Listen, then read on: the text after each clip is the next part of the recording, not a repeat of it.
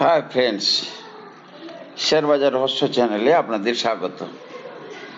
আশা করি আপনারা ভালো আছেন এবং সুস্থ আছেন। গুপ্তধনের সন্ধানে আমরা এগিয়ে চলেছি একের পর এক এপিসোড নিয়ে। ফ্রেন্ডস, আজকে শনিবার ছিল।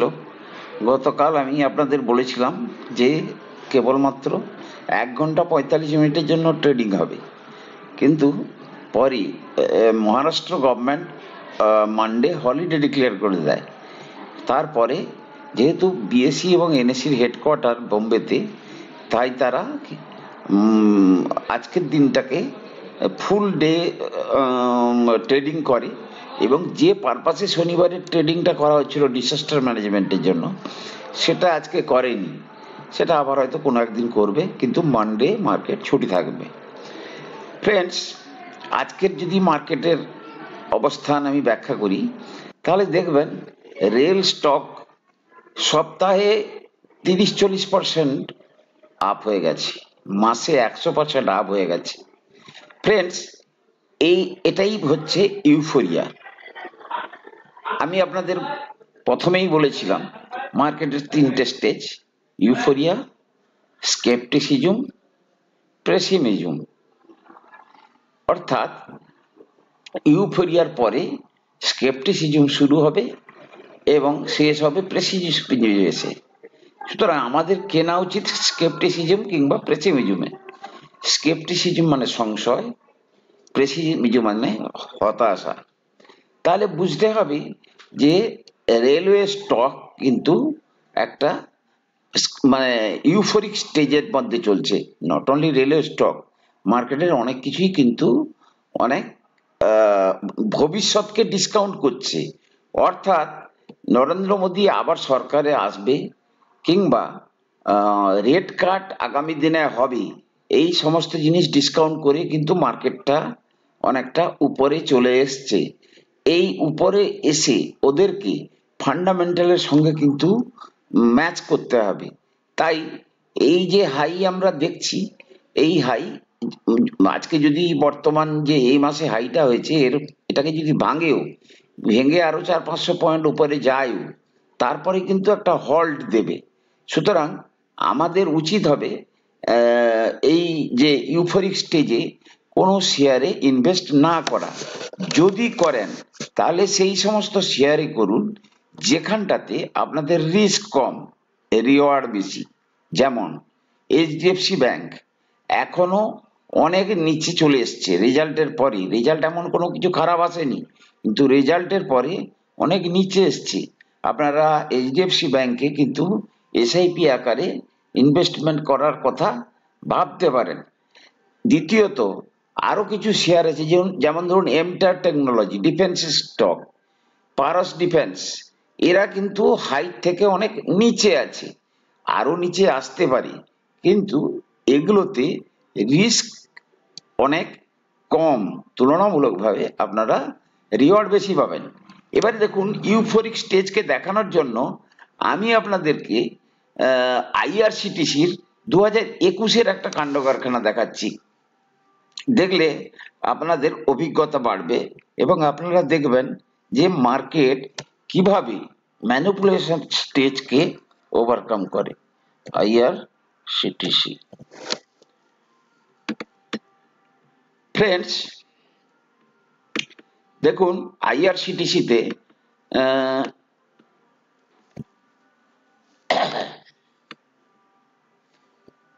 ওয়ান ডে চার্টে আমি চলে যাব এবং একটু আগে যেতে হবে। অর্থাৎ এই ঘটনাটা যবে ঘটেছিল আমি সেই সময়কার আপনাদের চার্টটা দেখাতে চেয়েছি।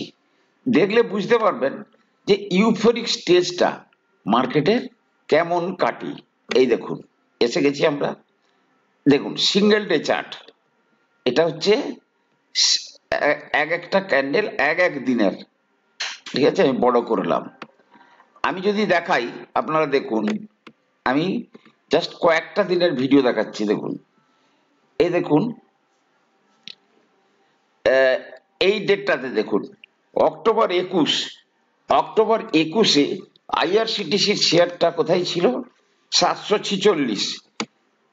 1, 2, 3, 4, 5, 6, 7, 8, 9, 10, 11, 11 দিনে কি হয়ে গেল না 750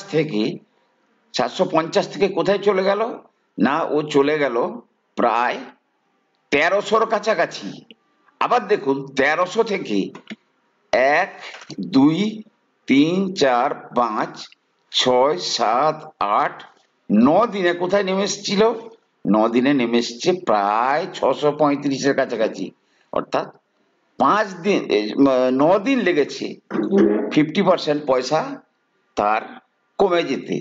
সুতরাং আজকে আপনারা যদি দেখেন IRFC, ইরকন এই সমস্ত শেয়ারগুলো যে উপরে চলে যাচ্ছে, ধরুন আজকে কেউ 300 চলে যাচ্ছে, 300 থেকে 200 টাকাতে আসতে তাদের বেশি দিন সময় লাগবে না। সুতরাং যদি কেউ এই সমস্ত শেয়ারে ইনভেস্ট করে আছেন, কমপ্লিট এক্সিট করতে আমি বলবো না, কিন্তু যদি আপনারা প্রফিটে আছেন, প্রফিটের 50%, অর্থাৎ আপনারা আপনাদের আসলের পয়সাটা বের করে নিয়ে আপনারা প্রফিটের পয়সাটা ইনভেস্ট করে রাখতে পারেন। দেখুন আগামী 6 বছরে এই সমস্ত শেয়ার আরো 5 গুণ চলে যেতে পারে, কিন্তু টাইম বিং এগুলো কিন্তু একটা ইউফোরিক স্টেজের দিকে যাচ্ছে। দ্বিতীয়ত ফ্রেন্ডস, যদি দেখা যায় এবারে যে মূল মার্কেটের নিফটির যে সমস্ত শেয়ারগুলো, তাদের মধ্যে যে মূল হেভিওয়েট যেমন রিলায়েন্স, HDFC ব্যাংক এবং ইনফোসিস, এই সমস্ত কোম্পানিগুলোর রেজাল্ট যদি দেখা যায়, তারা কিন্তু যেভাবে বেড়েছে সেই তুলনায় তাদের সেই অর্থে রেজাল্ট আসেনি। রেজাল্ট ভালো এসছে, কিন্তু মার্কেটে যেভাবে ওরা মানে তাদের যে শেয়ার প্রাইসের যে মুভমেন্ট হয়েছে সেই তুলনায় কিন্তু তাদের সেভাবে বাড়েনি। সুতরাং সেক্ষেত্রে দেখা যাচ্ছে, দেখুন শেয়ার মার্কেট কত ইললজিক্যাল, কোনো লজিক মানে না কখনো কখনো। যেমন ধরুন ইনফোসিসের রেজাল্ট তুলনামূলকভাবে ভালো আসেনি, ফ্ল্যাট রেজাল্ট এসছে, কিন্তু শেয়ার 15-16% উপরে বেড়ে গেল। আবার HDFC ব্যাংকের শেয়ার একইভাবে এসছে, সে 15-16% নিচে নেমে গেছে। রিলায়েন্সের শেয়ার তুলনামূলকভাবে এখনো পর্যন্ত তার স্টেবিলিটি ধরে রেখেছে, কালকে রেজাল্ট এসছে, এমন কোনো ভালো রেজাল্ট আসেনি, কিন্তু সেটা এখনো পর্যন্ত তেমন বড় আকারে কারেকশন দেয়নি, কিন্তু রেজাল্ট কিন্তু কারেকশন দেওয়ার মতো রেজাল্ট এসছে। তো ফ্রেন্ডস, এটা মার্কেটের ইউফোরিক স্টেজ চলছে, আপনাদেরকে কিন্তু ধৈর্য ধরে বসতে হবে, এটাই কিন্তু মার্কেটের সাইকোলজি। একটু যদি ধৈর্য ধরে বসেন, আপনারা অনেক শেয়ার যেগুলো আপনারা কিনতে চাইছেন সেগুলো কিন্তু এখান থেকে 30-40% নিচে 1 মাস 2 মাস পরেও পেয়ে যেতে পারেন। মার্কেটে আনসার্টেনটি যে কোনো মুহূর্তে চলে আসতে পারে, কোনো একটা বাহানা পেলেই মার্কেটে যারা উপরে নিয়ে গেছে তারা শুধু একটা বাহানার খোঁজ করে, সেই বাহানাতে কিন্তু তারা মার্কেটকে আবার নিচে নিয়ে আসবে, যাতে করে রিটেল ইনভেস্টররা ভয় খায়, তারা তাদের ইনভেস্টেড শেয়ার বিক্রি করে দেবে এবং তারা আবার সেখান থেকে মাল তুলবে। তো বেসিক আইডিয়া হচ্ছে, যখন কোনো শেয়ার কিনছেন তার চার্ট দেখুন, যদি সেটা কনসলিডেশনে চলছে বা সেটা তার সাপোর্ট জোনে চলছে, সেই সমস্ত ক্ষেত্রে কিনুন। মার্কেট ইউফোরিক লেভেলে চলে এসছে বিভিন্ন শেয়ারে, সেক্ষেত্রে আপনাদের বলবো আপনারা আপনাদের ইনভেস্টমেন্টটা টাইম বিং করবেন কি করবেন না সেটা ভাবনা চিন্তা করুন। সামনের সপ্তাহে এই মাসের শেষ, তারপরে বাজেট আছে, অনেক ইভেন্ট শেষ হয়ে যাবে, এরপরে ইলেকশন সিনারিতে চলে যাবে।